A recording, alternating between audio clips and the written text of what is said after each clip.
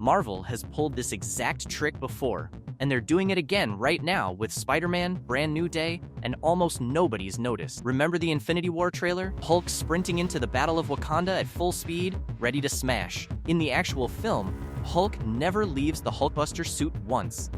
Remember No Way Home? Every trailer sold you on Tom Holland handling everything solo, while the real headline of the entire movie, Tobey Maguire and Andrew Garfield's secret return, never got a single frame in any promo. And my personal favorite, Captain America: Civil War. First trailer, Cap vs. Iron Man, pure hype. Second trailer, War Machine crashing out of the sky, planting the idea in your head that Cap somehow got him killed, and that's why the Avengers were tearing each other apart. The actual movie told a completely different story, and the ending landed somewhere else entirely. That's the playbook. Bury the real conflict, sell you a fake one, and let the internet do the marketing for you. And Brand New Day is running it again, almost beat for beat. Right now, every ounce of fan attention is locked on to Sadie Sink's mystery character, because the second we find out who she actually is, we'll immediately know whether she's fighting for Spider-Man or against him. Marvel obviously isn't handing us that clarity in a trailer, because mystery is the entire marketing strategy here. And just like Spider-Man showing up in Civil War pulled focus away from the real ideological clash between Cap and Tony, Hulk's transformation in this trailer is doing the exact same job, pulling your eyes away from the one question that actually matters: who is the real villain of this movie? Because here's what nobody's stopping to ask. We're finally getting the gray, rage-driven Hulk we never saw in Infinity War or Endgame, and it's an easy win for Marvel. Hulk fans are thrilled, and while everyone's celebrating that, barely anyone's asking how Frank Castle, a guy with zero powers, is casually standing his ground against a psychic attack that size. Let's actually sit with that for a second, because if you're a Marvel fan who's spent any time in the X-Men corner of the franchise, this should be setting off alarms. Charles Xavier has this exact kind of power, and there are only a couple of characters in Marvel history who've ever been shown countering it. One is Magneto, using his helmet to block Xavier's telepathy outright. The other is Emma Frost. Remember X-Men First Class? When Xavier tries to track Shaw telepathically, and it's Emma who builds a psychic wall to shield Shaw and his entire team? That's the exact dynamic that might be playing out here. Somebody with telepathic defenses is protecting Punisher from this attack, and my read is that it's Sadie Sink's character doing the shielding. So why would she be protecting Punisher of all people? That question actually has an answer, and the clue's sitting right there in the first Brand New Day trailer. You can clearly see Punisher helping a tank driver escape, while Spider-Man is actively trying to apprehend that same driver, which is exactly what sets off the Spider-Man versus Punisher clash we've seen teased. Follow that thread, and it lines up. Punisher helped break Sadie's character out of Doc custody, so now she's returning the favor, shielding him from a devastating psychic assault. There's another detail from that first trailer worth revisiting. Sadie's character Mind hops right in front of Spider-Man and just vanishes from the scene entirely, and Peter can't do a thing about it. Combine that with the rumors that have been circulating that she's a telepath, possibly Jean Grey coded, maybe even Jean Grey herself, and you can see exactly why the fandom has landed on one conclusion: the mind-controlling character has to be the villain, and that's Sadie Sink.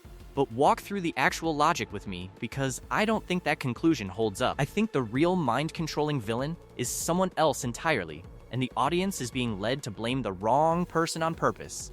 Marvel is protecting the actual mastermind here, exactly the way they protected Zemo's identity through the entire Civil War marketing campaign, which means we're not getting the real answer from any trailer. We're only getting it from the movie itself, except we don't have to wait, because the impact of this villain's power is already telling us who they are. Look at the newest Brand New Day trailer again.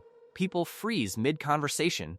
The entire atmosphere in the room turns heavy and wrong. That's not casual telepathy. That reads like a calculated, controlled experiment. And here's the detail that seals it: the psychic attack we see originates from an island and spreads outward into the city. Islands are exactly where high-security scientific experiments get run, specifically so that if something goes catastrophically wrong, civilian damage stays contained. That's a very deliberate visual choice, and it points to one thing. Our villain is an unseen scientist who's been experimenting on people's minds, and Sadie's character was his very first victim, framed for crimes she didn't commit. which is exactly how she ended up locked in custody in the first place. And this isn't some random string of villain cameos either. This movie is stacking Scorpion, hand ninjas, a confirmed Tombstone, Boomerang, Tarantula, and now a confirmed Rumor, and that's not coincidence, that's a pattern. That's someone deliberately sending wave after wave of Spider-Man's rogues gallery at him, one after another. And at this point, one name fits that pattern better than anyone else in Spider-Man's history, the Jackal.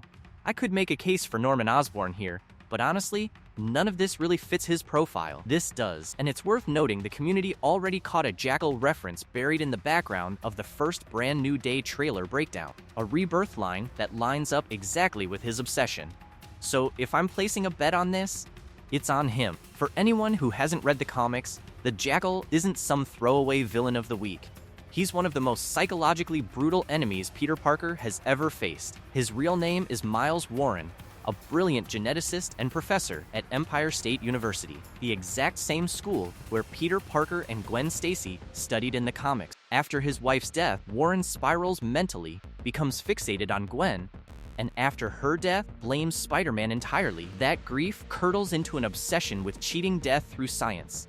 He starts cloning, animals first, then humans, and eventually Spider-Man and Gwen Stacy themselves. This is the character responsible for one of the most iconic arcs in Spider-Man comic history, the Clone Saga, running through Amazing Spider-Man issues 144 through 150, and especially issues 149 and 150, where Peter genuinely can't tell anymore whether he's the original or a clone. That's the Jackal's real weapon. Not strength, not gadgets, confusion and psychological chaos deployed with surgical precision, and his obsession never stopped at cloning. In the comics, he plays with people's minds directly. At the climax of the Clone Saga, he manipulates the real Peter Parker and his clone into a mind game so effective that both of them genuinely doubt which one is the clone. False memories, staged scenarios, sustained psychological pressure, all engineered to build a reality where Peter can't trust his own sense of self. That is the exact vibe radiating off this unseen villain in the Brand New Day trailer.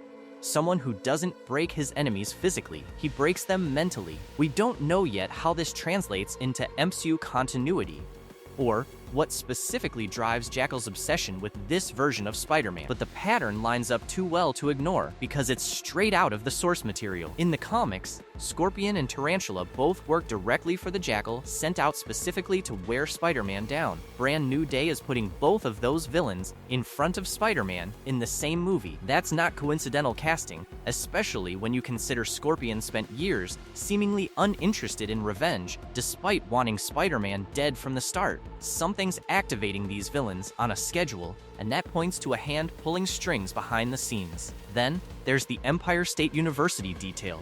Bruce Banner reportedly teaching at one of several MCU universities, and Peter shown wearing an ESU hoodie in the trailer.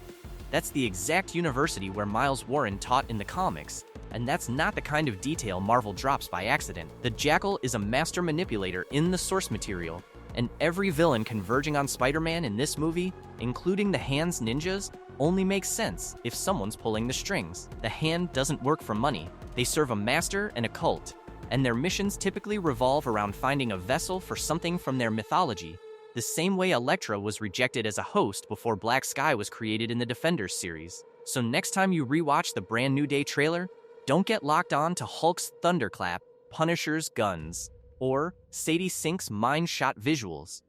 Listen to the dialogue itself. There's a direct line about a powerful villain nobody can even see. The trailer wants you to assume that's Sadie's character. I think it's Miles Warren, a scientist who's already turned Peter Parker's life into a psychological nightmare once before, in the pages of the comics, through the Clone Saga. Maybe Sadie's the shield, maybe Punisher's the clue, maybe Hulk is just the biggest distraction Marvel could buy themselves. And maybe Peter's about to find out he's not just fighting a mastermind, he's fighting him while his own body is falling apart from the inside. What's your read? Is the Jackal actually the one pulling the strings here, or is there a name we're all missing? Drop your theory in the comments. I read every one of them. If this broke something open for you, hit like and subscribe, because there's a lot more of this coming before Brand New Day hits theaters.